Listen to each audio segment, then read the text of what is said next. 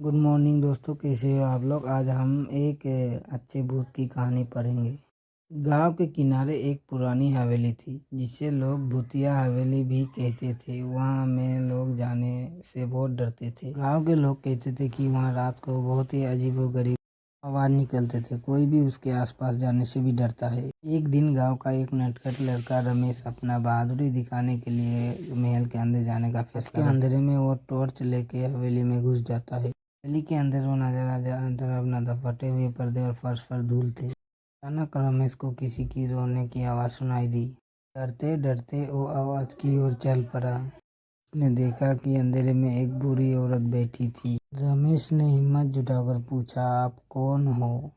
बूढ़ी औरत ने कहा, मैं इस हवेली की मालकिन थी जो अब भूत बन चुकी हूँ। मेरी मौत के बाद मेरे परिवार ने मुझे छोड़ दिया और ये हवेली वीरान हो गई। मैं यहाँ किसी का इंतजार करती हूँ।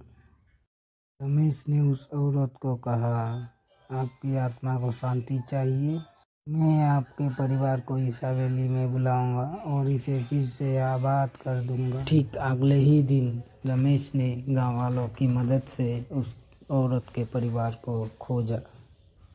परिवार ने हवेली की सफाई करवाई और पुराने यादों ताज़ा कर दिया। धीरे धीरे हवेली की बदनामी खत्म हो गई और वो फिर से हंसी खुशी में भर गया।